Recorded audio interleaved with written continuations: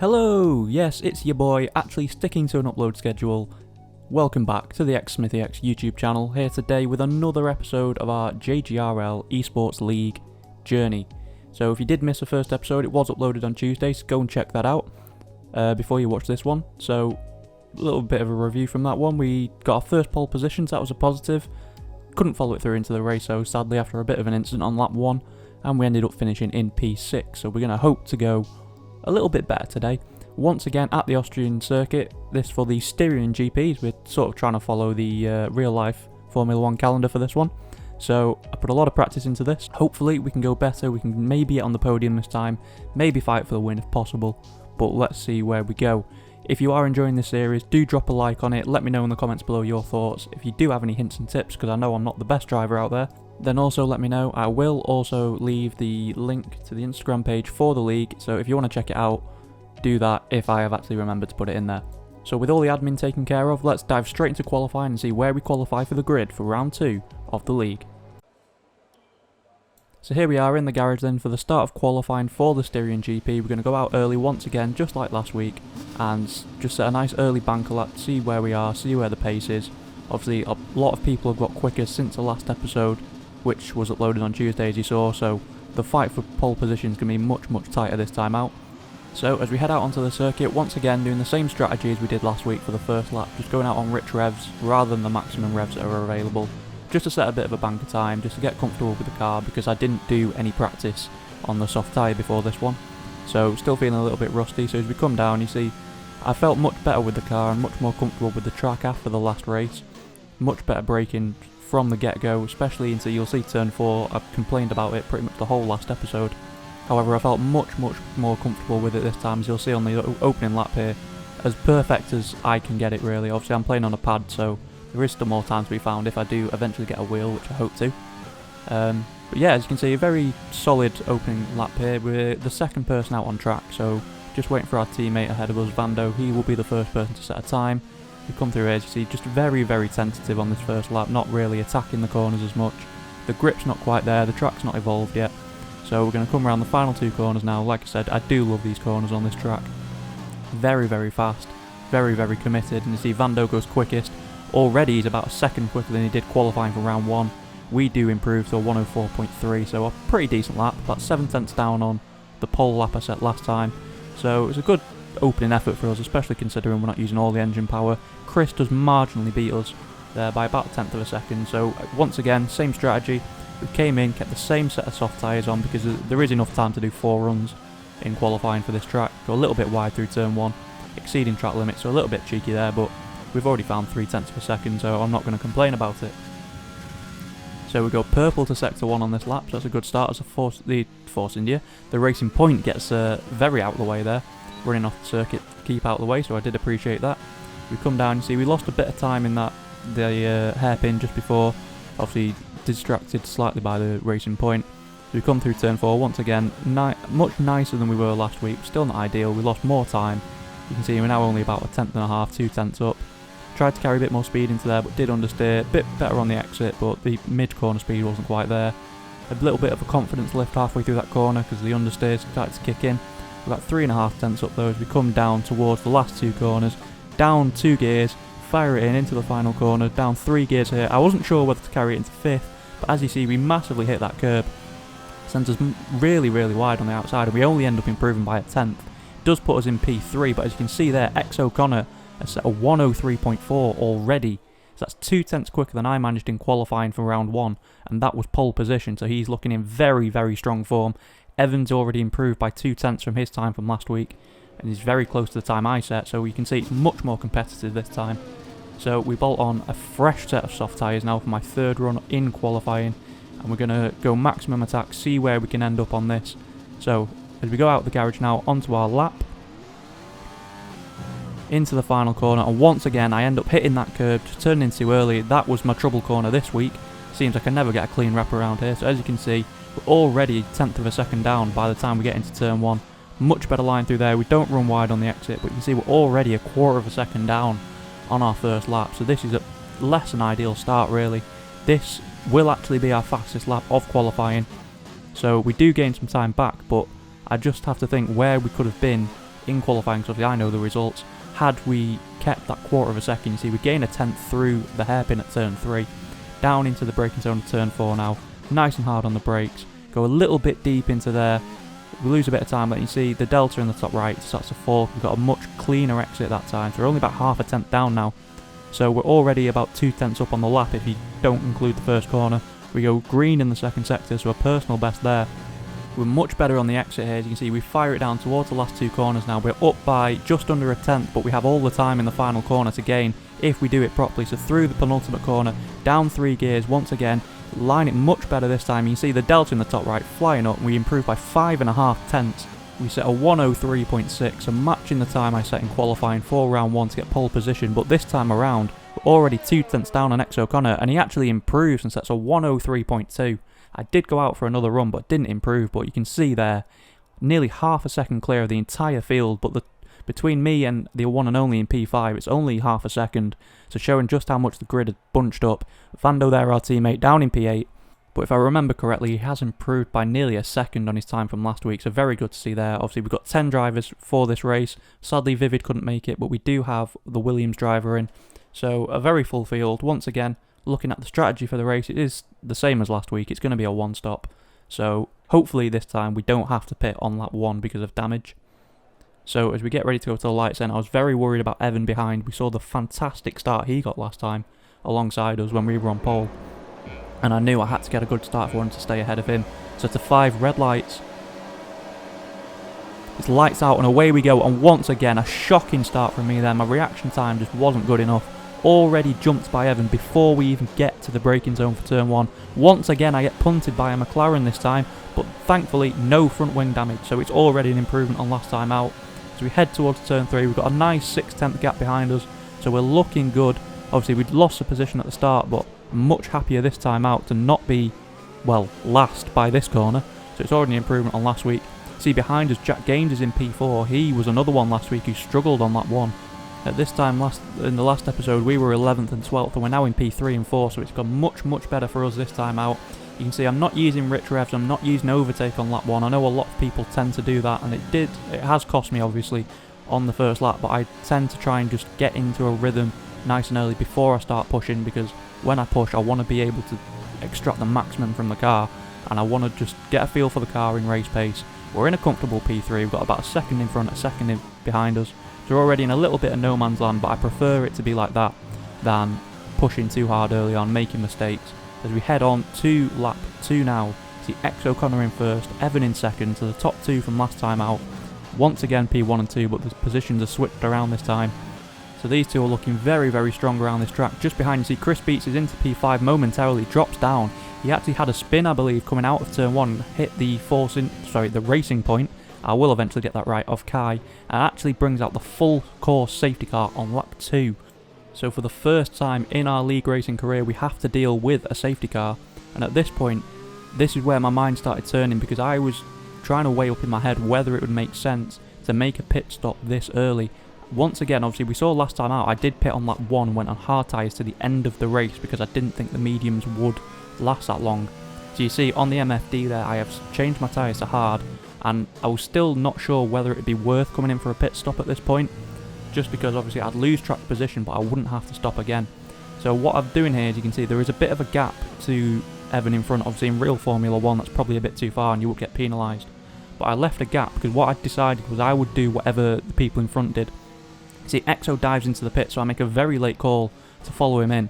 You see I run wide because I was too busy telling my team I was coming in. But not many people decided to do this strategy. I think only 4 people in the whole race did, so this is a gamble. But another gamble I see is X O'Connor behind us has actually put the medium compound tyre on under the safety car, and everyone who comes in will actually do the same. So when I saw that I was slightly worried, because at this point I thought I've made a mistake. Have I just thrown away a good position, because I'm the only one who went onto the hard compound tyre? So we don't know how this is going to shake up yet, but we are on an alternate strategy to everyone else, so we're going to put our foot down now, obviously catch up to the back of the safety car queue. We are in P7, but obviously we have the advantage of not having to stop again. Everyone else will have to, so we've made a free pit stop, but obviously when they come out they're going to be on much fresher and much softer tyres. So as we go on towards the end of that lap, we've caught the safety car queue, And at this point, you know, I'm feeling pretty confident. We should be in around a net P2 once all the stops have been made. But coming into the next corner, we're about to see my race gets absolutely ruined here. So we're coming out of turn 1, obviously the queue's going quite slowly. I don't brake or anything at this point, I'm just speeding up and sort of letting off the throttle. And there was a bit of a tap, you may have noticed it on the steering. And I end up getting a 5-second time penalty there because I got hit from behind by the Williams. No fault of my own, I didn't brake check him, I didn't do anything wrong. But he drove into the back of me. It's his first time in the league, so a little bit of inexperience showing there. But I now have a 5-second penalty, and that has ended any chance whatsoever of me going for a race win, because obviously I'm behind Connor, who is the net race leader. But there's no way, with the pace he showed in qualifying, well, overtaking him will be hard enough, let alone pulling a 5-second gap. So at this point, I can tell you I was absolutely fuming in the voice chat we were all in, because that is effectively my chance of winning this race over. But as we see, we come down here, everyone speeds up a little bit, so I tried to go with them. I let off the throttle, and then once again, bang, hit from behind by the Williams for the second time in a lap. I can tell you, at this point, I was very, very angry, because we get another 5-second penalty, so Cody's really need to sort that out, I think.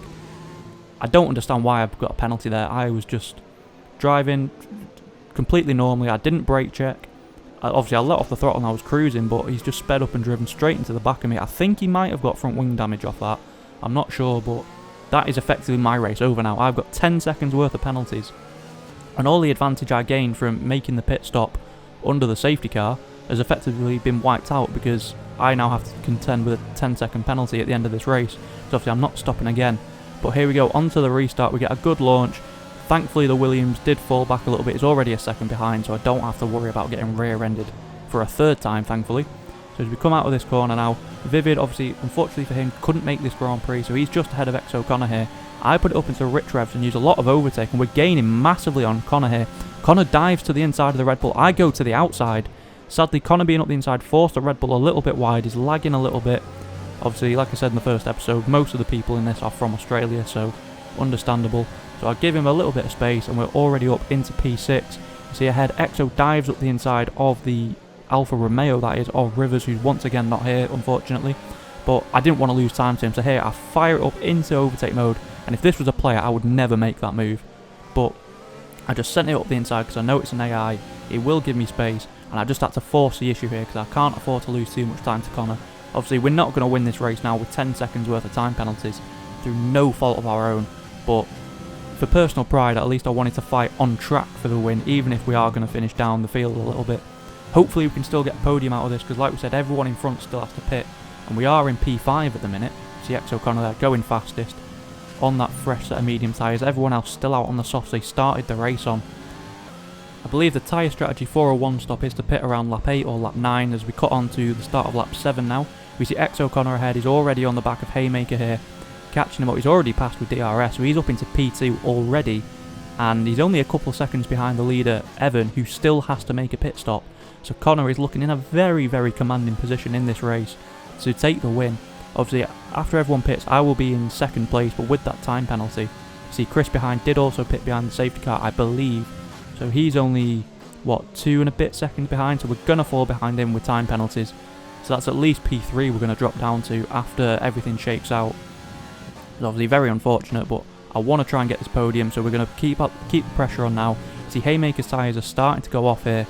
Obviously, he's on a much softer compound, but he's been on that for qualifying and the entirety of this race so far. So hopefully we can catch up to him through this final sector. We see Kai there has retired from this race in the racing point at the start of Sector 1. And if you look at the mini-map on the bottom left there, any moment now it's going to go full yellow, and that is because the virtual safety car actually now gets deployed. Which was very unfortunate timing for Haymaker and Evan, because they had passed the pit lane. They could have got a free stop under the virtual safety car. Here we can see we're playing the Delta very fine, just 2 tenths. But you'll see in a second, as the virtual safety car ends, we get an absolutely magnificent launch off here. We put it into overtake, and we've gained so much time on Haymaker. We fly past him, caught a little bit napping there. So as we come through the final corners, you can see just how much the gap to Connor has dropped. He had a 2-second lead over us before this virtual safety car, and it's now down to just 8 tenths of a second. So very switched on there.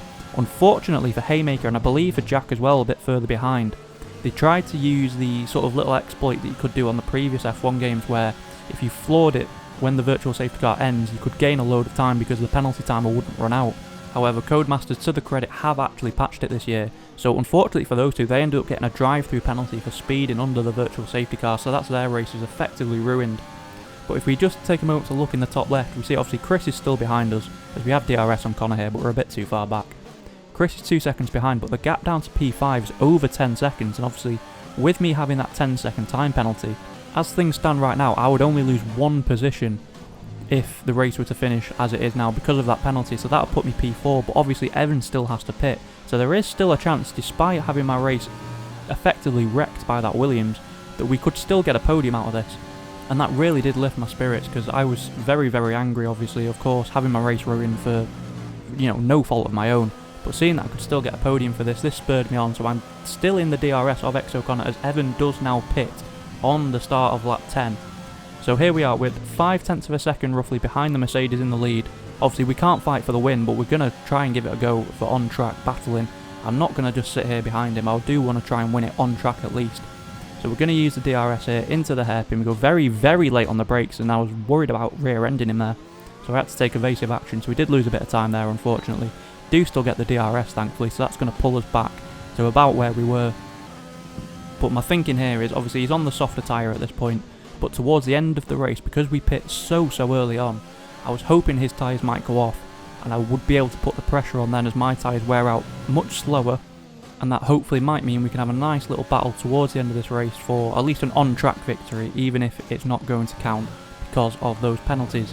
So now we're going to cut on ahead, just I think it's a lap, maybe 2 laps ahead, oh no, 4 laps ahead actually, as we head into the final sector. So we're getting towards the end of this race now, and you can see the gap's still about the same. I'm not really pushing too hard, but Connor gets a massive snap of oversteer here, coming towards the end of lap 14 onto lap 15. He was very defensive for some reason. I was quite confused why he was doing that, because I felt like it compromised his line through this corner as we jump across the curb there.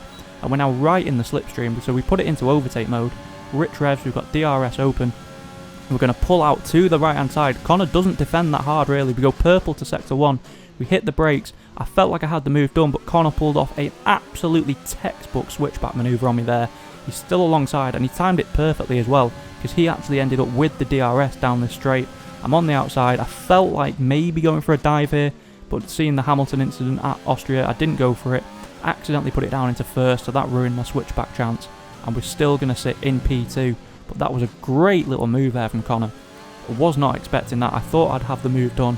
I tried to run wide on the apex of turn 3 on purpose to push him wide, but he broke early.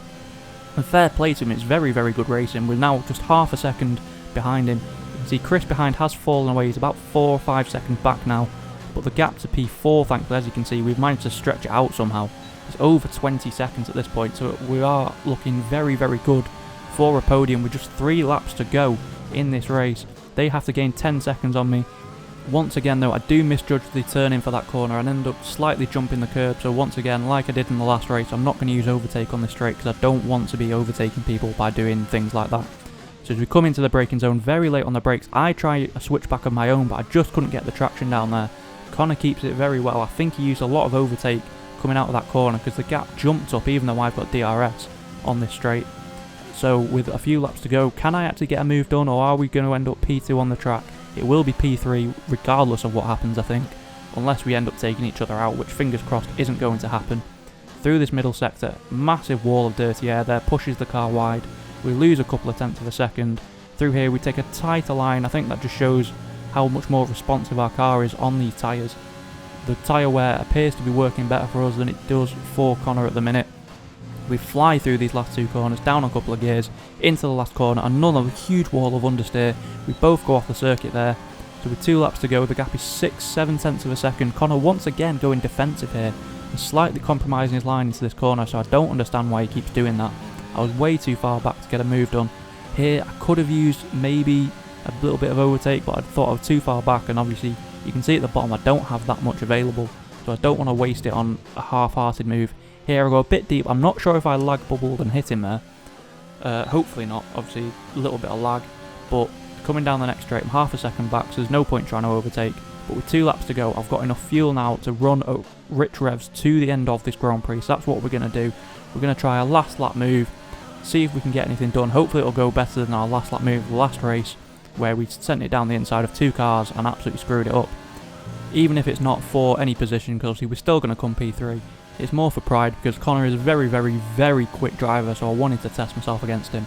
Chris in P3, obviously he's not been able to close that gap back up, even though we have been fighting. P4, there is actually a battle going on between Evan in the Ferrari and our teammate Vando, so doing a great job again there, our teammate.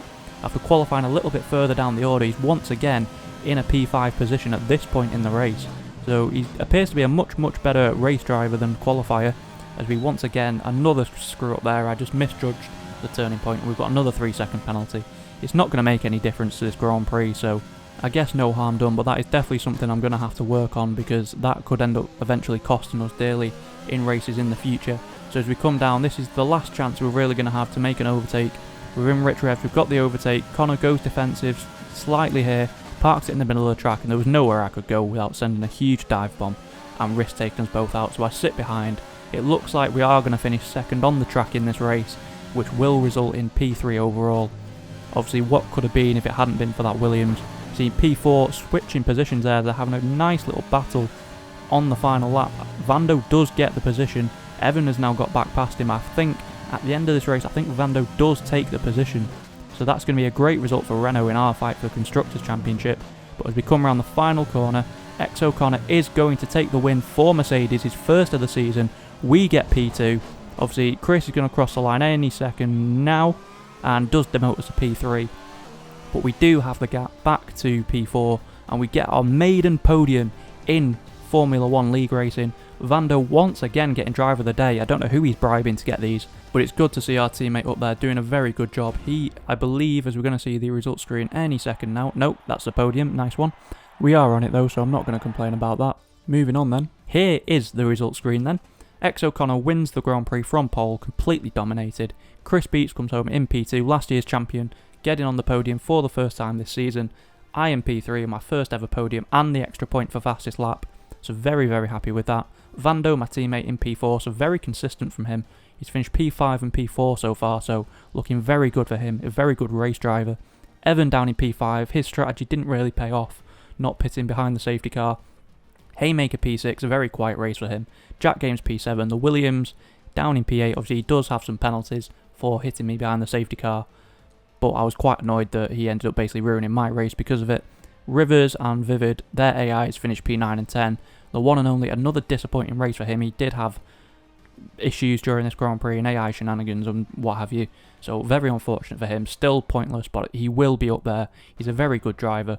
And Kai obviously didn't finish this race down in P12. So at the end of that round, as we look on to the Drivers' Championship now, O'Connor takes over the lead after a second and a first place. He's looked fantastic so far in the two races, up on 44 points. Evan drops down to second after a slightly disappointing race from him. Obviously won the first time out, only P5 in the second race. He sits in P2. Chris Beats, last year's champion, in P3. A good solid start to the season for him. We currently sit P4, so I'm very happy with that after the first two rounds. Our teammate Vando right behind us, only 2 points behind, so very consistent showing so far from the Renault boys. Followed by the 2 racing points, Kai ahead of Haymaker, Jack down in P8, Vivid P9 and Lothrane in the Williams P10, Mr Rivers P11 and the one and only, the only driver currently not to have a point, but I'm sure that's going to change in the coming races. Like I said, he's a very good driver, so we are going to see him in the race for points as things continue. As we go on to look at the Constructors' Championship now, I didn't realise this at the time, but that result of P3 and P4 actually puts us in the lead of the Constructors' Championship, so we're very happy with that here at Renault. Obviously we are going to try and do as well as possible. Mercedes P2, and all of those points are from one man, and that's O'Connor, showing what an absolute force he is. By himself, he's in P2 in the Championship. McLaren P3 with Jack Games and Chris Beats, very solid showing from them so far. They're only about 8 points behind. Even Ferrari in P4, another one-man team, and they're only 11 points behind, so this is going to be a very tight championship this year, I feel. Racing Point in P5, Aston Martin, Red Bull Racing P6, Williams P7 and Alfa Romeo currently bringing up the rear. But that is it for this episode, a maiden podium finish for us in the league. Very, very happy with that. To come away from our first 2 races with a podium and to be up in P4 in the championship was better than I expected, to be honest, so very, very pleased with that. Leading the Constructors as well, so a good showing from me and Vando. Hopefully we can keep that going. So for the next round of the season we will be leaving the Red Bull Ring and going to the Hungaroring for the Hungarian Grand Prix. There will be a switch up in the rules for the next episode. We are now going to be doing 50% races, so a much more action-packed episode for you, hopefully. So that is something to look forward to. But if you have enjoyed, please make sure you smash that like button for me. It really does help out the channel. Subscribe if you're new to keep up to date with this series, as well as the My Team career mode, which will be making its return this weekend after a bit of a break because of the things I mentioned in the last episode. So please make sure you check that one out. But thank you everyone so much for watching. I really do appreciate it. I hope you've enjoyed the video, and I'll see you in the next one.